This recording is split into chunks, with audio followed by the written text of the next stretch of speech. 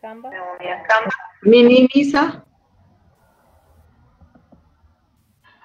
Te vas a Canvas, le das grabar. Minimiza OCam. Ya. Iniciar grabación, sí. Ya. Y empieza. Pues pon pantalla completa de la presentación y empieza. Ahí, listo. Ahora sí ya te estoy escuchando y veo la presentación. Muy bien. Ok, perfecto. Felicitaciones. Empieza. Ay, muchas gracias. Chao. Chao. Muy buenas tardes, estimados estudiantes. El día de hoy vamos a ver el proceso de calificación del origen de la pérdida de la capacidad laboral y el acoso, y vamos a ver la segunda temática en relación con el acoso laboral. Primero me presento, mi nombre es Julia Elizabeth Sarmiento Muñoz. Me encuentro, yo soy docente o la docente que los va a acompañar en esta asignatura. Permítame un momento, por favor.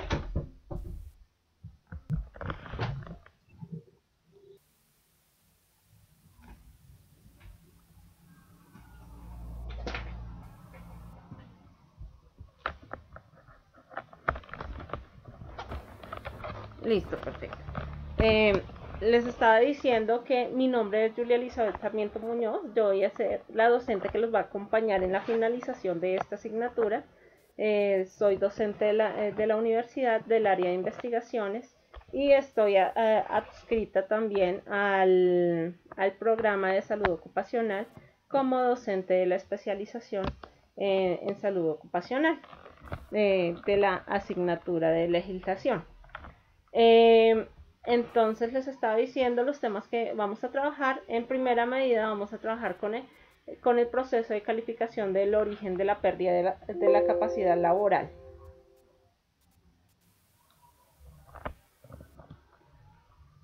La pérdida de o la necesidad de trabajar este tema es porque muchas de las enfermedades y de los accidentes laborales que se padecen a lo largo del desempeño de las actividades laborales, ¿sí?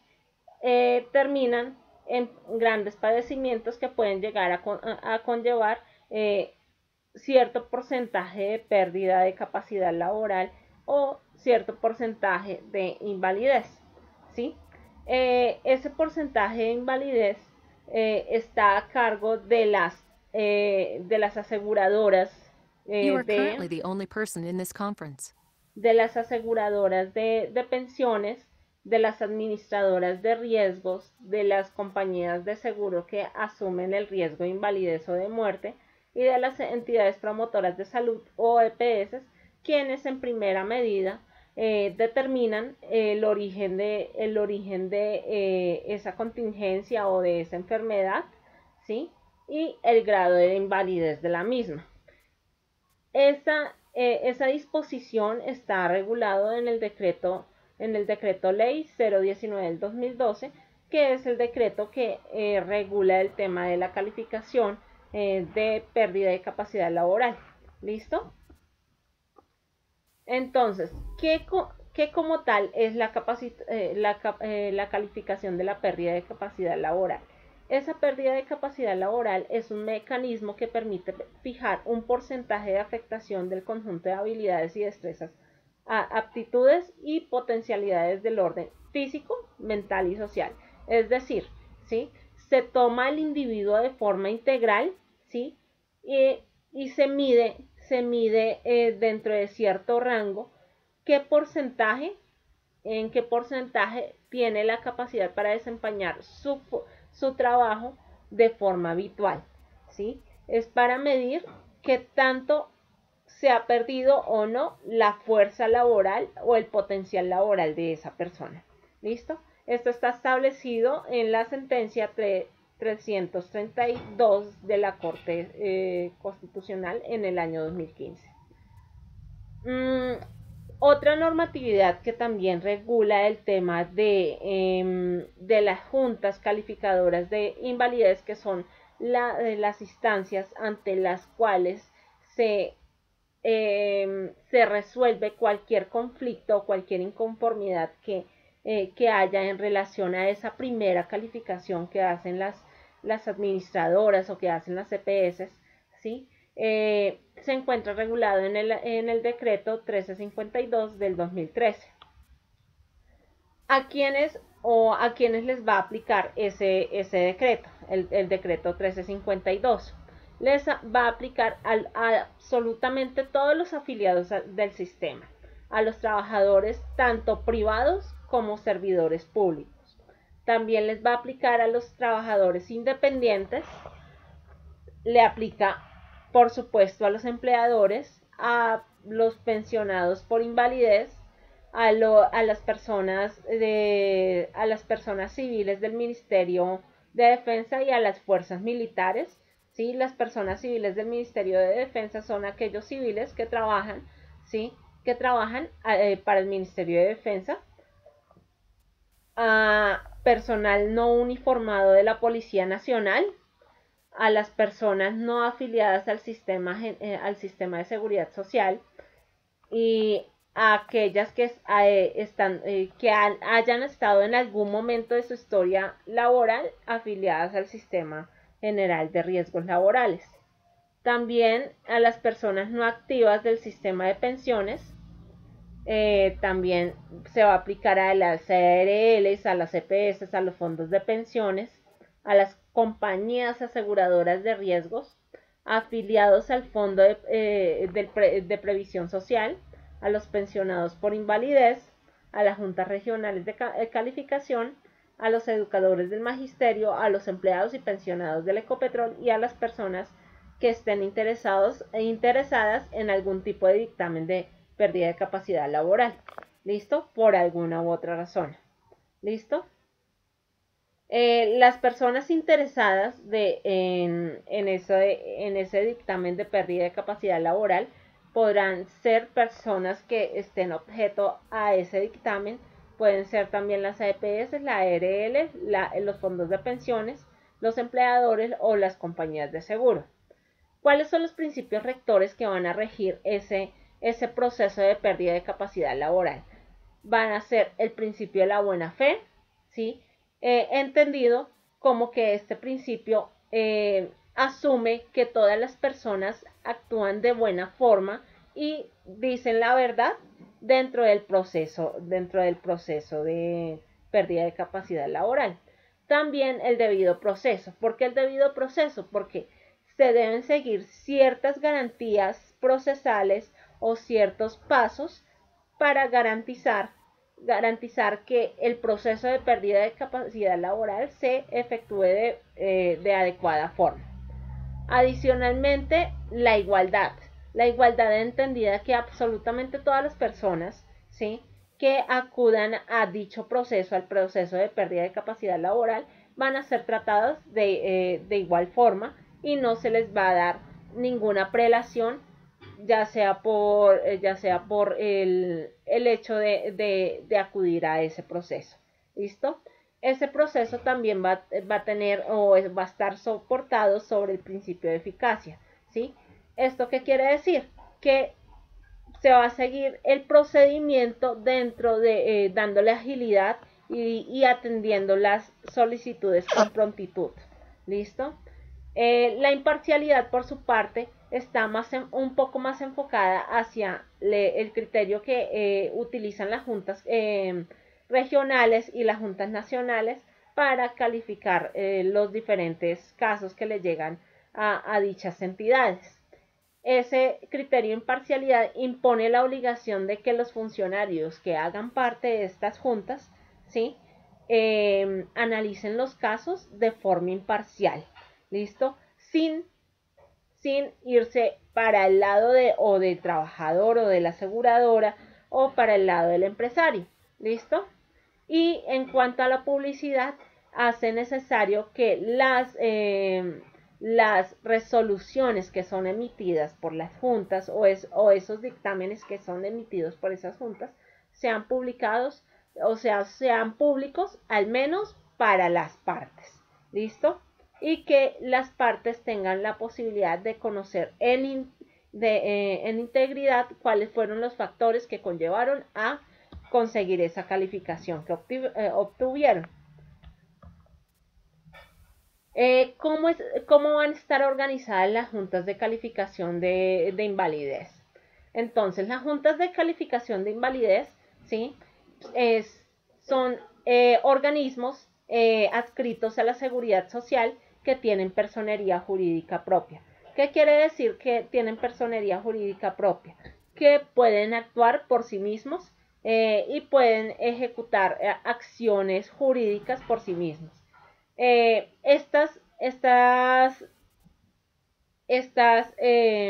entidades o estos organismos están adscritos al Ministerio de Trabajo, son entidades de derecho privado, es decir, que ellas mismas se autosostienen, ¿sí? Y son entidades sin ánimo de lucro.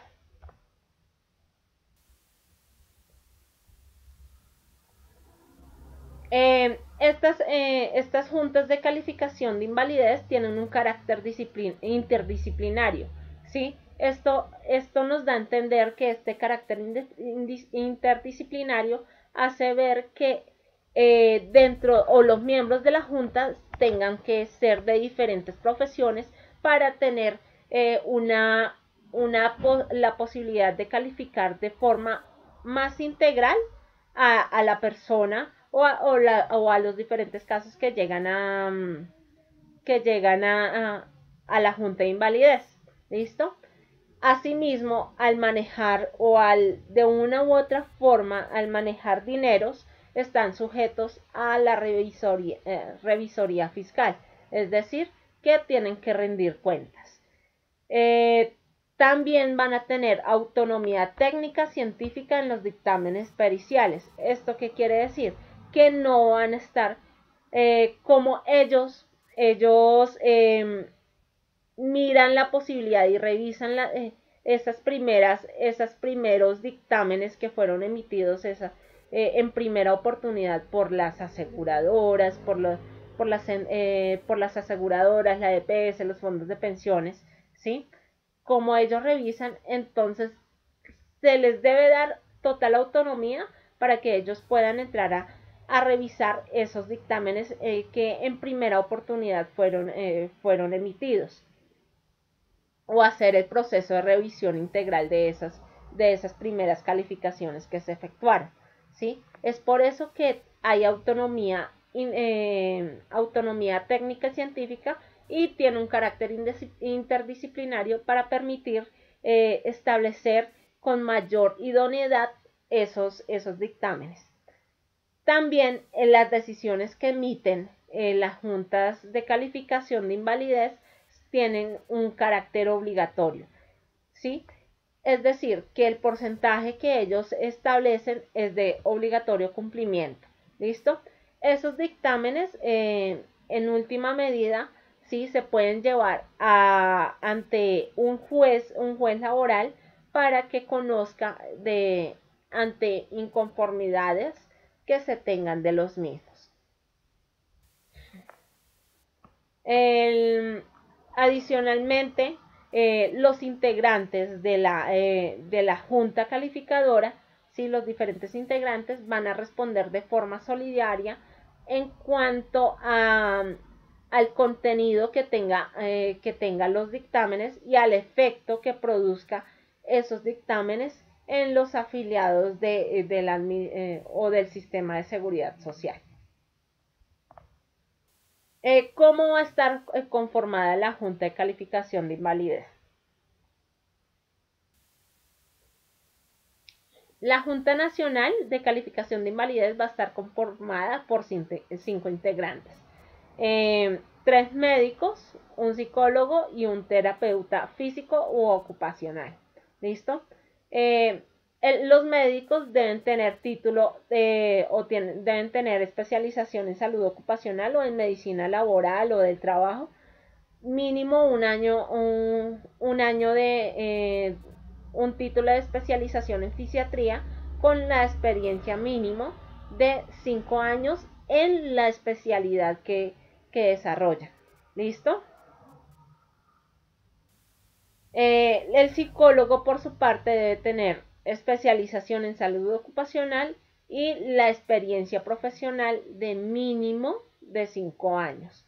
Y por su parte, el terapeuta físico u ocupacional tiene que tener un título de especialización en salud ocupacional y con una experiencia mínima de 5 años. ¿Listo? En cuanto a la Junta Regional de Invalidez, la Junta Regional de Invalidez se van a clasificar en tipo A o en tipo B. ¿Listo? ¿De qué depende? Del nivel de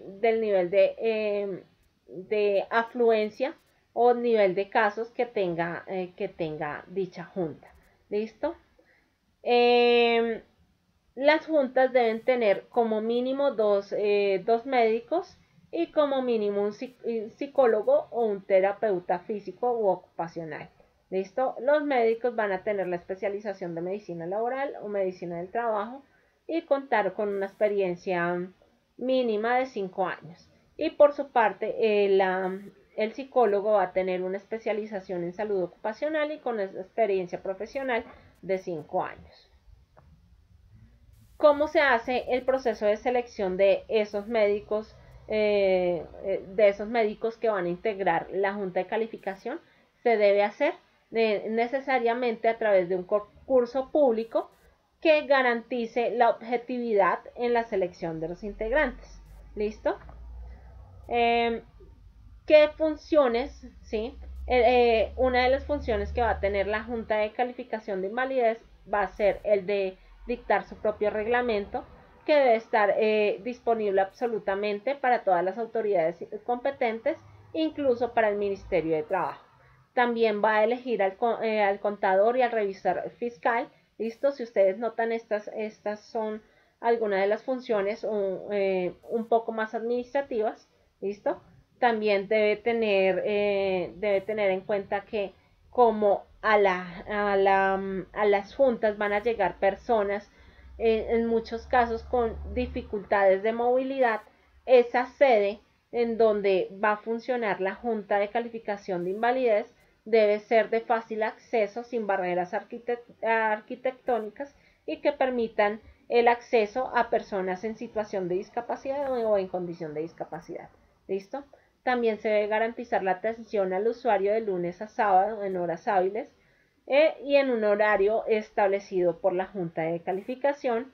Debe asesorar al Ministerio en relación al Manual Único de Calificación de la Pérdida de Capacidad Laboral y ocupacional y la elaboración de los formularios y formatos que deban ser diligenciados en el trámite de la calificación.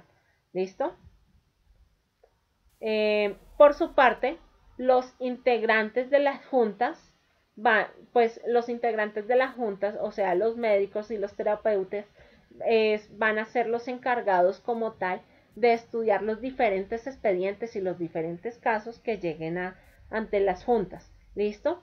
Ellos van a realizar una revisión efectiva sobre los expedientes y los documentos que llegan respaldando cada uno de los casos. Van a hacer una valoración de la persona a la cual se le pretende realizar el examen, ¿sí? Los médicos son quienes deben radicar los proyectos de ponencia y preparar esas ponencias, o proyectos de ponencia se refieren a esos proyectos de dictámenes, ¿sí?, de calificación dentro de los términos que establece el decreto. Adicionalmente, los psicólogos, por su parte, deben estudiar y preparar los conceptos de discapacidad y minusvalía previa a la valoración que se le efectúe al paciente. Es decir, para que las juntas calificadoras efectúen cualquier dictamen, sí o sí tienen que ver, en algún momento tienen que evaluar de forma directa al paciente. ¿Listo? El médico ponente debe tener en cuenta la valoración del psicólogo o del terapeuta físico u ocupacional. ¿Por qué debe tener en cuenta esa valoración? Porque resulta que esas calificaciones se tienen que hacer de forma integral, no solamente evaluando el estado físico, sino evaluando las condiciones psíquicas, psicológicas, mentales de la persona a la cual se le va a practicar el dictamen. También deberán asistir los miembros de las juntas a las reuniones que se establezcan. Adicionalmente, también se deben entregar los documentos soportes que se utilizaron para efectuar el dictamen, firmar las actas y los dictámenes en los que intervinieron cada uno de los miembros, ¿sí? Cumplir los términos de tiempo y los procedimientos establecidos en el decreto y participar en la elaboración de informes mensuales y trimestrales que se deben enviar al ministerio. ¿Listo? Estos miembros de las juntas también van a tener unos suplentes y también van a haber unos miembros de las juntas que van a ser o van a participar ad hoc en caso de que haya algún tipo de inhabilidad. ¿Qué quiere decir esto? Que uno de los integrantes de esa junta no pueda participar por conflictos de interés. ¿Listo? Adicionalmente, la Junta Regional va a tener unas funciones de forma exclusiva.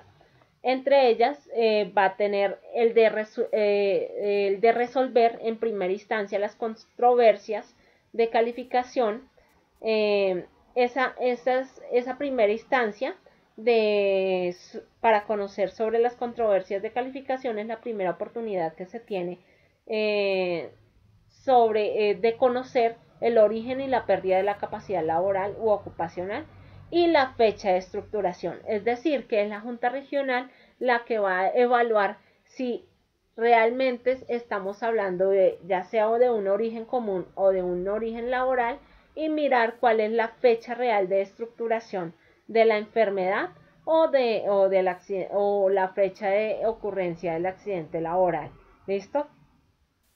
Actúan también como peritos cuando esto se requiera y los integrantes de la Junta Regional de cada una de las salas se deben reunir en conjunto en una sala plena una vez al mes, ¿sí? Donde analizan los criterios que fueron utilizados para evaluar los diferentes casos y van a ser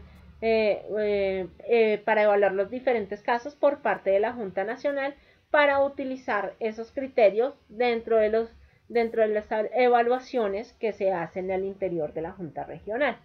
¿Listo?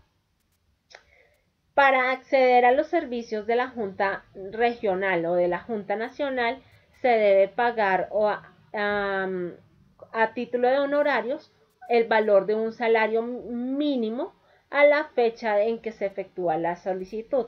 Ese valor puede ser pagado o por el paciente, por decirlo así, a la persona a la cual se le va a efectuar la calificación.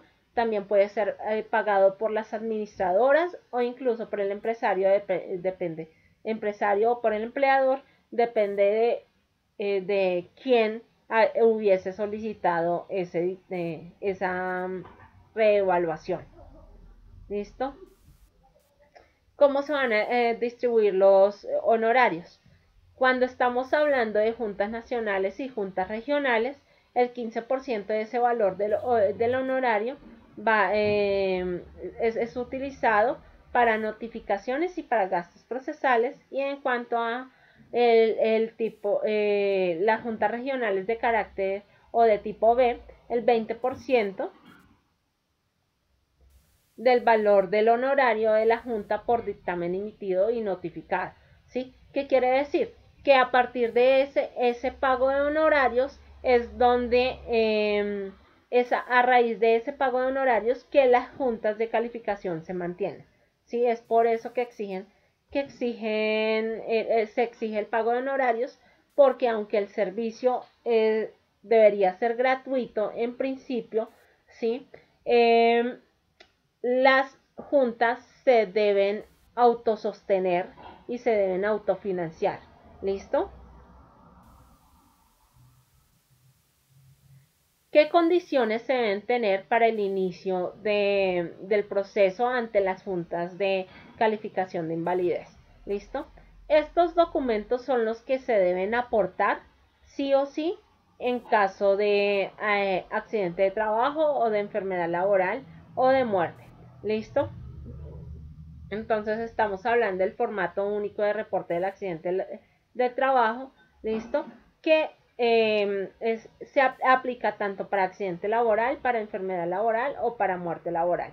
Perdón, para muerte derivada de, pues, de un trabajo, ¿listo? El informe del resultado de la investigación únicamente aplica para accidente laboral o para muerte.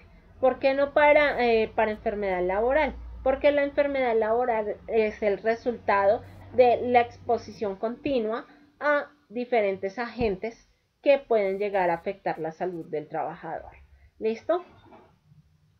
Las evaluaciones médicas y ocupacionales de ingreso, tanto las periódicas, se deben aportar tanto las de ingreso, las periódicas y las de egreso, ¿sí? Esto aplica tanto para el caso de muerte o para el caso del accidente laboral.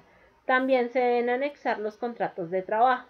También va a aplicar, ¿listo? Los contratos de trabajo solamente hay que anexarlos en caso de enfermedad profesional. ¿Listo? Y perdón, corrijo lo anterior, las evaluaciones médicas ocupacionales se anexan es en el caso en que se tenga una enfermedad laboral. ¿Por qué? Porque es a través de esas evaluaciones médicas ocupacionales que se mide, digámoslo así, la evolución que ha tenido la enfermedad a través del tiempo. ¿Listo? La información ocupacional con descripción de la exposición ocupacional se aplica en el caso de la enfermedad laboral. La definición de los factores de riesgo a los cuales el trabajador se veía expuesto es aportado en el caso de enfermedad laboral. El tiempo de exposición, el tipo de labor que desempeñaba el trabajador, la jornada laboral que desempeñaba el trabajador, un análisis de exposición a los diferentes factores de riesgo, la descripción del uso de determinadas herramientas, sí, son factores que en algún momento pudiesen haber influido para el desarrollo de alguna enfermedad laboral. Entonces, por esa razón hay que aportarlos en el caso de que estemos pidiendo o estemos solicitando la calificación a raíz de una enfermedad laboral. Adicionalmente, también se debe aportar el formulario de solicitud del dictamen diligenciado tanto en accidente laboral, en enfermedad profesional y en muerte. La fotocopia simple del documento de la persona a la cual se le va a hacer el dictamen, ¿sí?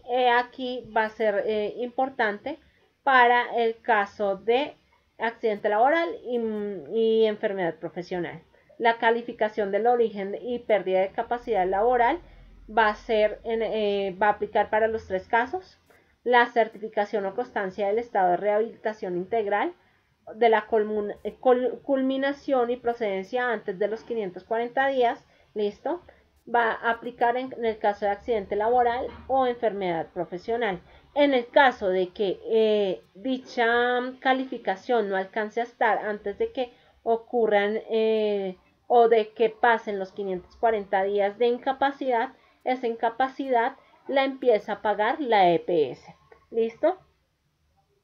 Si el accidente fue grave o mortal, el concepto sobre la investigación por parte de la administradora de riesgos laborales, o sea, realmente es un concepto que emite la administradora diciendo cuál fue la causa real que originó el accidente laboral o la muerte del trabajador. ¿Listo? Y finalmente la copia completa de la historia clínica con todos sus anexos, es decir, con todos los diagnósticos que se le han hecho a la persona. ¿Listo? También se debe anexar los conceptos o recomendaciones y restricciones ocupacionales que se han dado en los diferentes momentos, el registro civil de defunción para el caso de muerte del trabajador, la acta de levantamiento del cadáver para el caso de muerte del trabajador en caso de que se hubiese realizado, el protocolo de necropsia en caso de que se hubiese realizado, ¿sí? En caso de muerte, y cualquier otro documento del cual se pueda derivar la causalidad en relación al accidente de trabajo y la consecuencia derivada de ese accidente de trabajo, de esa enfermedad profesional o de la muerte. ¿Listo? Hay una provisión expresa que establece que ningún expediente se puede calificar doble vez por la Junta de Calificación. ¿Listo? En caso de que ese expediente sea calificado doble vez, ¿sí? Se pueden llegar a interponer sanciones. Previo a efectuar el proceso de calificación, ¿sí? Debe haber o se debe haber emitido por parte de la EPS o el fondo de pensiones o la aseguradora, ¿sí? Se debe haber emitido un concepto médico de rehabilitación donde se manifiesta si es favorable o no, ¿sí? la rehabilitación de la persona. En caso de ser favorable, se va a prorrogar por otros, hasta por 540 días para efectuar el proceso de calificación y en caso de ser desfavorable, se remite directamente al fondo de pensiones o al fondo de pensiones o a la aseguradora de riesgos laborales para que emita ese primer dictamen, ¿sí? Esa primera calificación de la pérdida de capacidad laboral. ¿Cómo se va a efectuar ese procedimiento de calificación de invalidez? ¿Listo? Entonces, en primera oportunidad lo va a conocer de la calificación la EPS, la ARL o el fondo de pensiones. ¿Listo? En caso de estar en desacuerdo con ese primer dictamen que emiten estas administradoras, ¿sí? Se puede llegar a recurrir directamente a la Junta, a la Junta Regional, ¿sí? La Junta Regional tiene un término de 30 días para evaluar y calificar ese proceso. Se hace la radicación, se hace el reparto, ¿sí? En caso tal de que la Junta de Calificación regional requiera efectuar nuevos exámenes, los puede llegar a hacer, y en caso que no, simplemente se emite un proyecto de dictamen. ¿Listo? Ya con el proyecto de dictamen se hace una audiencia privada de decisión dentro de los 5 días siguientes. En caso de haber quórum, se emite el dictamen y se hace el acta. Y en caso de que no haya quórum o no estén todos los integrantes de la Junta, se puede llamar a un miembro suplente o a una integrante ad hoc. ¿Listo? Para que conozca ese caso. En caso de que la persona o alguna de las partes no esté de acuerdo con ese dictamen, se puede llegar a hacer una apelación ante la Junta Nacional. Esa apelación o ese recurso que se interpone ante la Junta Nacional, ¿sí? La Junta Nacional tendrá 10 días para resolver sobre ese dictamen. Se envía a la Junta, ¿sí? Se hacen las notificaciones y la Junta también va a citar a la persona a la cual se le está realizando el proceso de calificación para que se haga la calificación directamente a esa persona de forma directa y se pueda evaluar si es acreedor de un mayor porcentaje, o incluso se le puede llegar a bajar el porcentaje que la Junta Regional en primera medida suministró. ¿Listo? Ese dictamen que es emitido por esa Junta Nacional no va a tener ningún recurso, y por decirlo así, la Junta Nacional va a ser el ente que va a marcar la pauta en cuanto al dictamen de calificación. ¿Listo? La decisión de la Junta Nacional no se puede controvertir de ninguna forma, excepto que acudamos a la jurisdicción laboral. ¿Listo? O a los jueces laborales.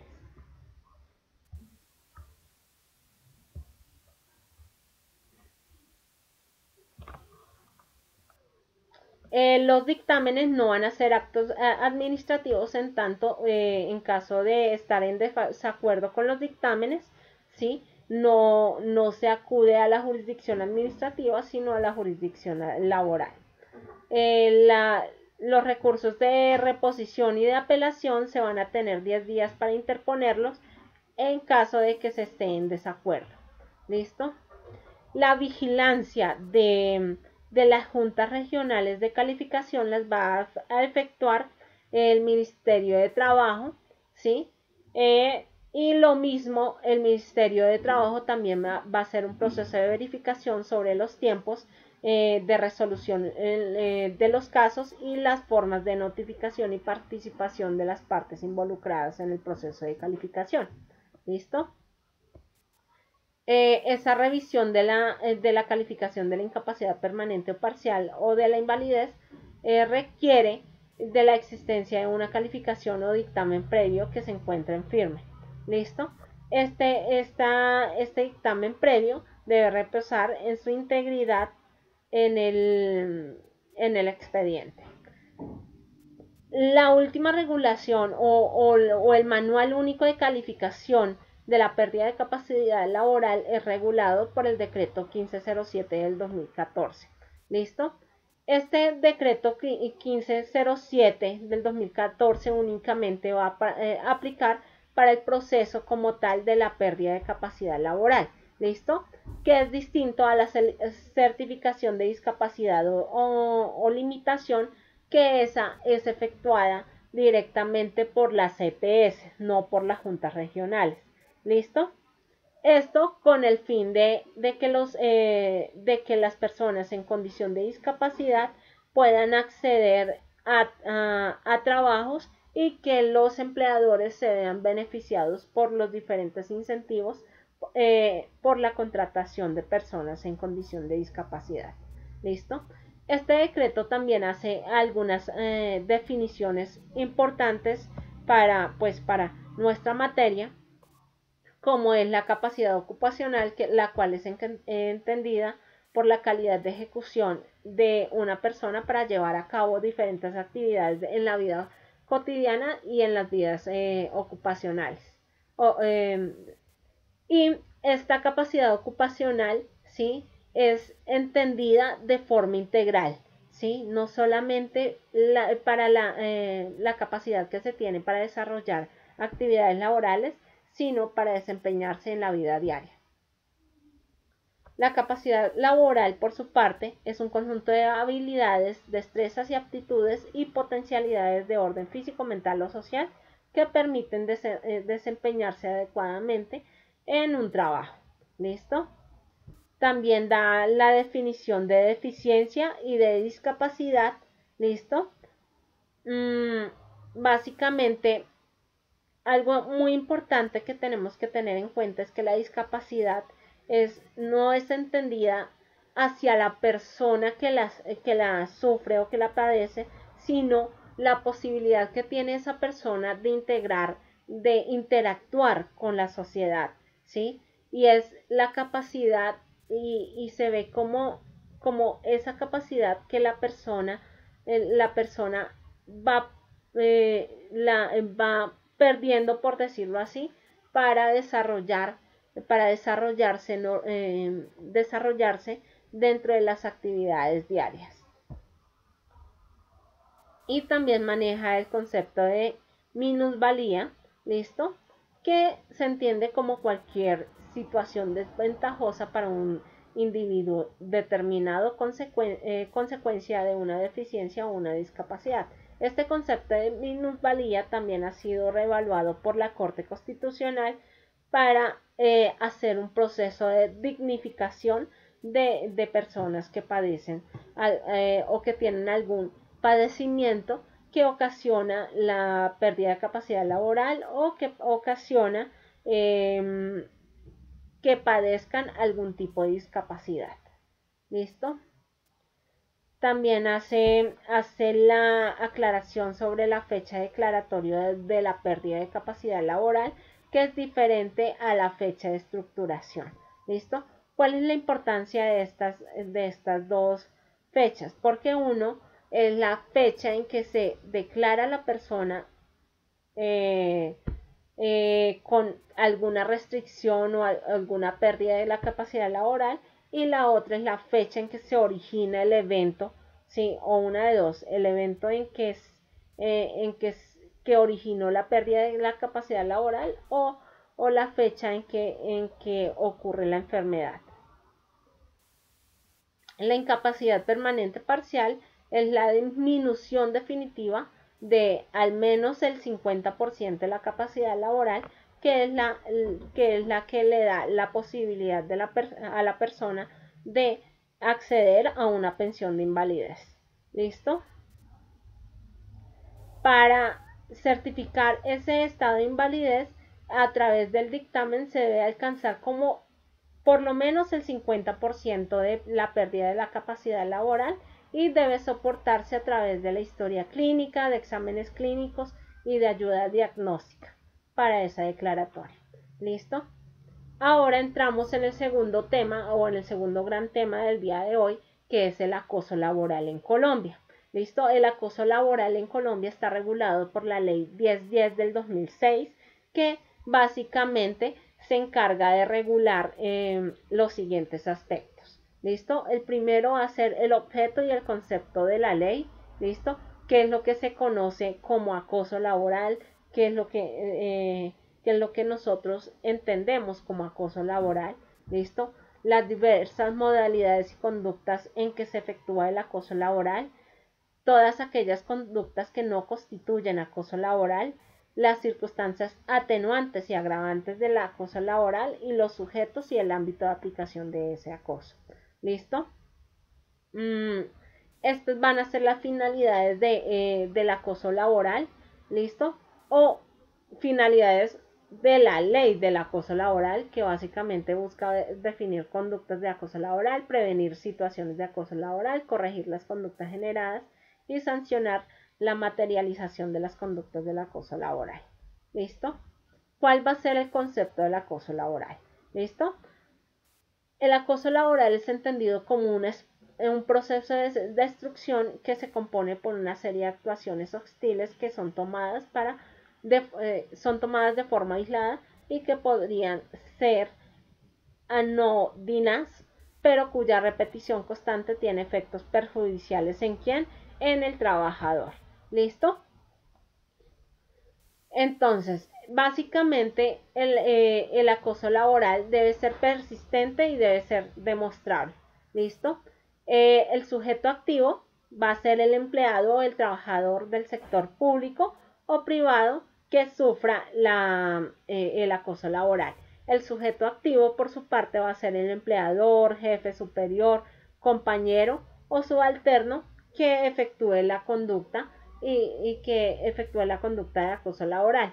¿Listo? La finalidad que tiene esa conducta es infundir miedo, intimidación, terror, angustia, causar perjuicio laboral, intimidar,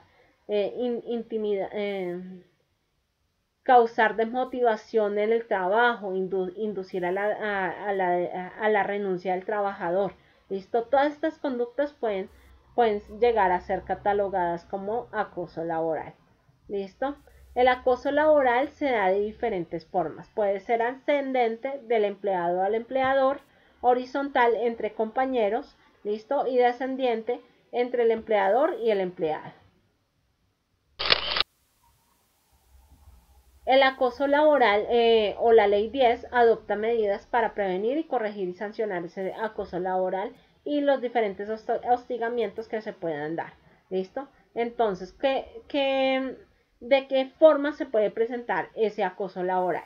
En primera medida tenemos el acoso, el maltrato laboral, que puede ser todo acto de violencia, ya sea verbal, ya sea física, ¿sí? Que atente o que busque menoscabar la autoestima y la dignidad de la persona que sufre o padece el acoso laboral. ¿Listo? Esas expresiones verbales también pueden ser injuriosas o ultrajantes, el hecho de decir groserías, el hecho de decir que no sirve para nada o tratar a una persona de forma poco dignificante, puede que estemos incurriendo en conductas de acoso laboral. ¿Listo? La persecución laboral también es una conducta de acoso laboral. Básicamente, ¿qué es la persecución laboral? Son conductas reiteradas y arbitrarias de descalificación. Se puede dar también a través de la carga excesiva de trabajo o a través de cambios permanentes de horario. ¿Listo? La discriminación laboral también se puede también es una modalidad del acoso laboral, ¿listo? Y básicamente es cualquier acto diferenciado que se dé por razones de raza, género, origen familiar, nacional, credo religioso, preferencia política, situación social, etcétera. ¿Listo? Cualquier forma de discriminación, ¿sí? Y que sea a raíz de que la persona pertenezca a esos diferentes grupos, ¿sí? Pueden conllevar el acoso laboral. El entorpecimiento laboral también son acciones tendientes a obstaculizar el cumplimiento de la labor, a hacerla más gravosa o a recargarla. El hecho de, por ejemplo, poner carga excesiva del trabajo, ¿sí? De agravar, por ejemplo, mandar a un trabajador a un lugar de muy difícil acceso, ¿sí? Todos estos pueden entorpecer la acción, ¿listo? Hay muchas conductas, hay muchas acciones que pueden recaer o pueden estar encuadradas en diversas modalidades, ¿listo? Esto puede pasar y es muy frecuente que pase. ¿Listo? La inequidad laboral, por ejemplo, el sobrecargar a una persona, ¿sí?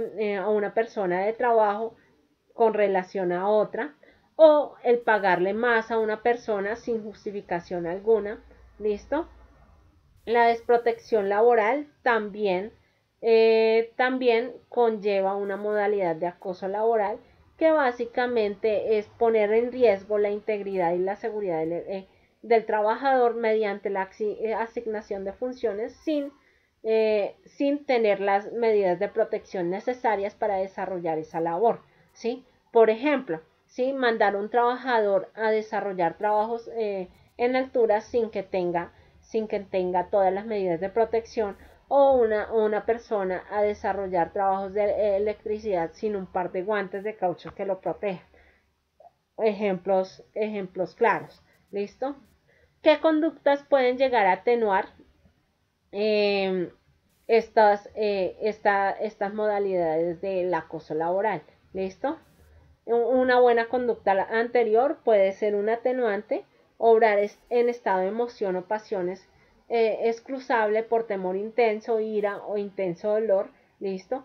Por ejemplo, cuando hay una agresión tan fuerte que sin querer, ¿sí? Se trate mal a una persona o incluso se llegue a la agresión física. ¿Listo? Procurar disminuir las consecuencias de la conducta con posteriores medidas correctivas. ¿Listo? reparar discrecionalmente el daño causado, condiciones de inferioridad psíquicas que hayan influido en la realización de la conducta, cuando, no sé, cuando la persona que comete la conducta está, por ejemplo, en un estado de alteración, ¿sí? O está en un estado de depresión o padece algún tipo de enfermedad, esto puede ser un atenuante.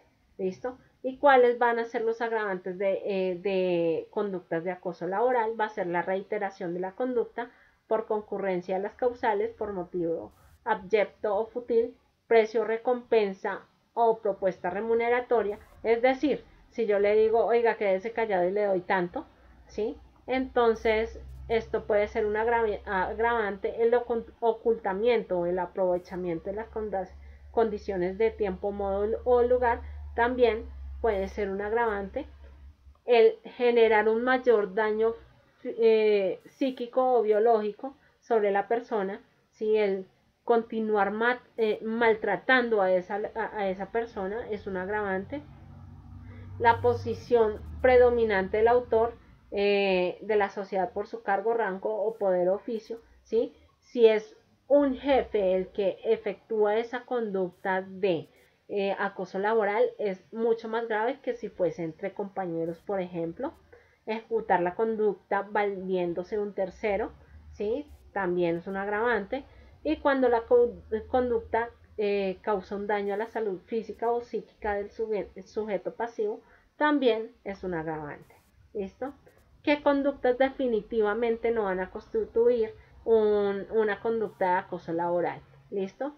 Entonces, las exigencias y órdenes necesarias para mantener la disciplina o conforme al principio constitucional de obediencia debida, ¿listo? No va a ser un eximente del acoso o no va a constituir acoso laboral.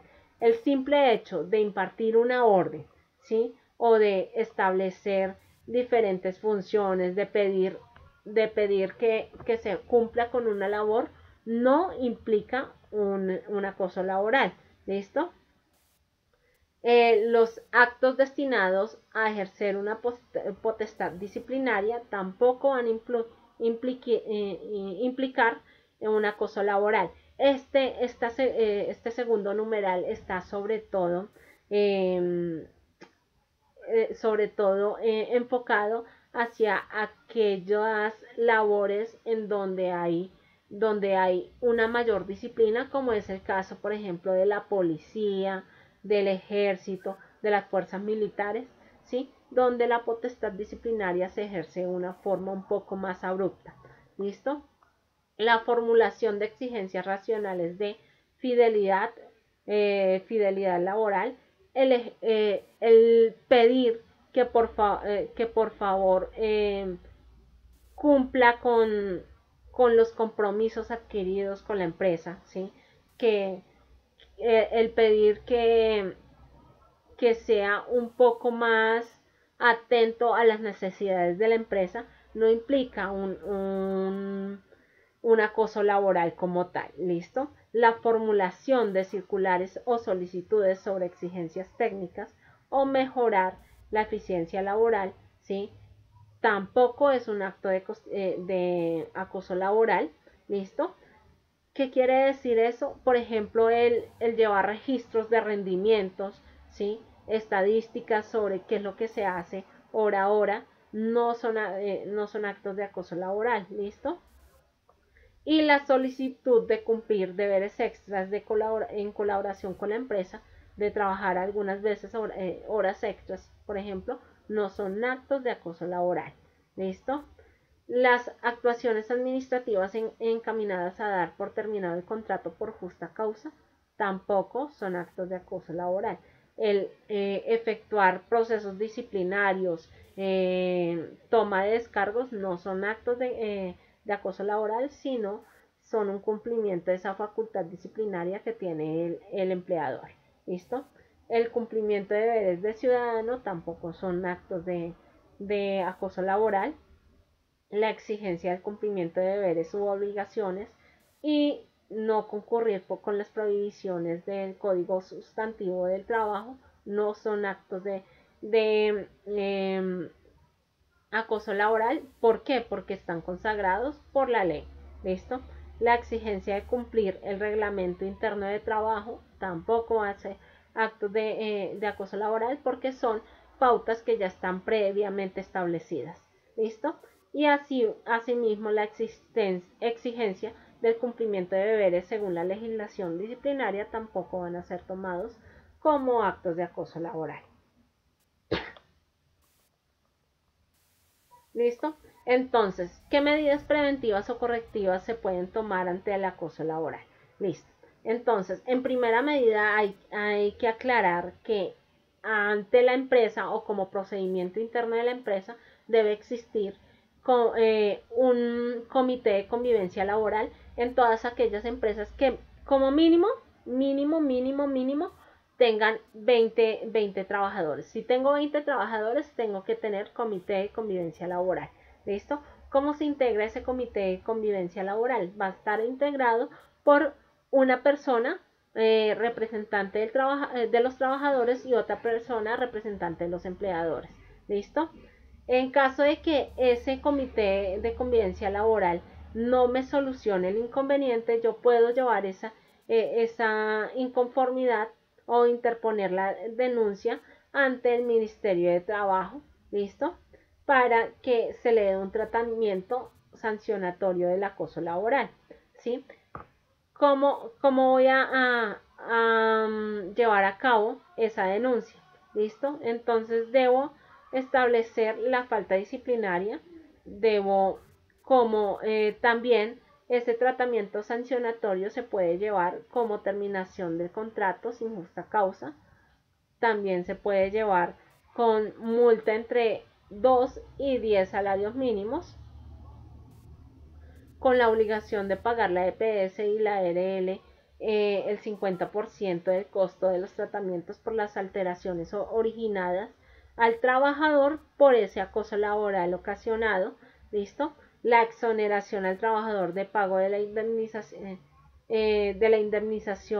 al empleador en caso de renuncia.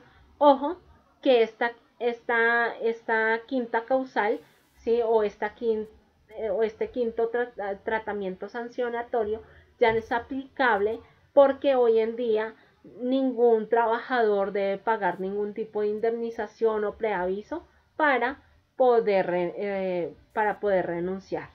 ¿Listo?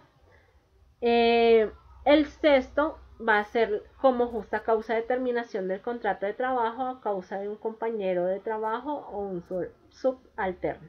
¿Listo? En caso de que hayan actitudes o que se crea que si se denuncia ese acoso laboral se van a tener represalias, ¿sí? Entonces, incluso puede haber una ineficacia en la terminación del contrato, y eso significa que la víctima que fue objeto de ese acoso laboral vuelva a retomar sus labores dentro de la empresa. ¿Listo? Y la competencia en caso de denuncia por el acoso laboral en una dependencia pública podrá también ser conocida por la Procuraduría o por el Consejo Superior de la Judicatura para el caso de la rama judicial, y la Procuraduría para el caso de las demás entidades públicas. ¿Listo? ¿Cómo se lleva a cabo ese procedimiento sancionatorio? ¿Listo?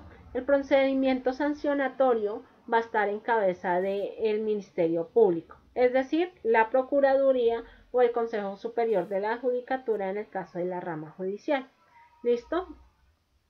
Se va a aplicar el Código Único Disciplinario, y eso en caso de que sea competencia del Ministerio Público. ¿Listo? Y en caso de que sea competencia de los jueces laborales, ¿sí? Es decir, cuando una persona que hubiese hecho parte de una empresa privada, ¿sí? quiera demandar, va a demandar ante los jueces laborales o jueces del trabajo. ¿Listo? Se va a citar entonces audiencia dentro de los 30 días siguientes a la solicitud. Se notifica de forma personal al acusado dentro o al demandado dentro de los 5 días siguientes a la solicitud. Se van a practicar las pruebas dentro del término de la audiencia.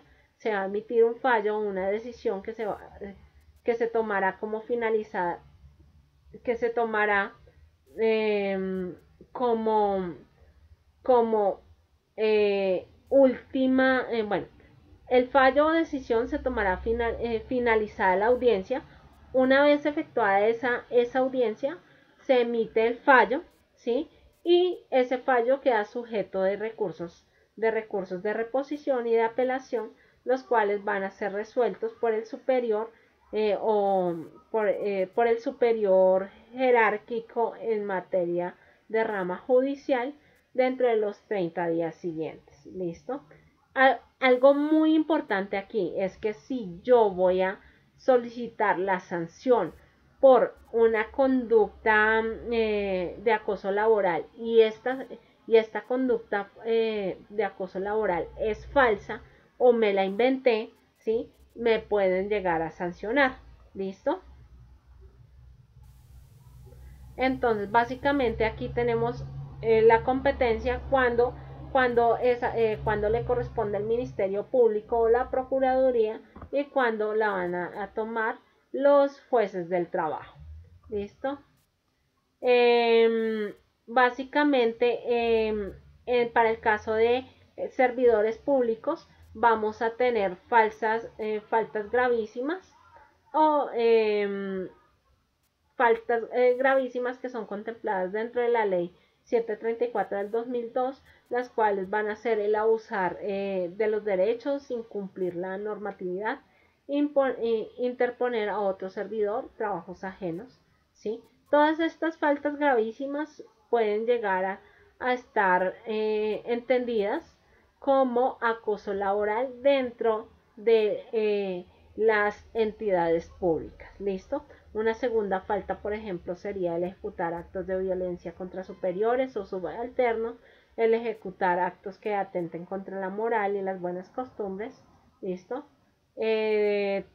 También el ejercer cualquier clase de coacción sobre servidores públicos, el proferir en acto oficial o en público expresiones injuriosas o calumniosas, ¿sí? Entre otras, ¿vale? Aquí está el procedimiento que se sigue para sancionar los casos de acoso laboral ante la Procuraduría cuando algún servidor público ha denunciado el acoso laboral. ¿Listo? Tenemos la temeridad. Bueno, esta diapositiva refleja qué es lo que pasa cuando nosotros demandamos sin tener las razones suficientes para demandar. ¿Listo? O cuando estamos levantando falsas acusaciones por acoso laboral. ¿Listo? Entonces a mí me pueden llegar a imponer la multa de entre 3,5 y salarios mínimos que se van a descontar dentro de los 6 meses siguientes de mi salario. ¿Listo? Básicamente, mientras que yo estoy en el proceso o mientras que yo tengo una queja de acoso laboral, a mí me van a suspender la evaluación y la calificación del desempeño laboral para evitar cualquier tipo de cualquier tipo de interferencia con esa evaluación. ¿Listo?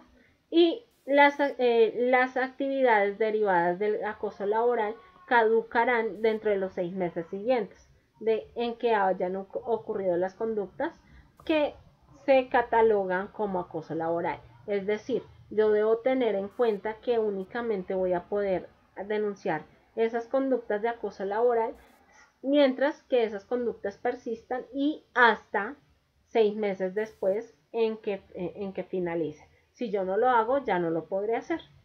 ¿Listo? Y el fuero de acoso laboral empieza a aplicarse el fuero de acoso laboral empieza a aplicarse a partir de la fecha en que interpongo la queja. ¿Listo?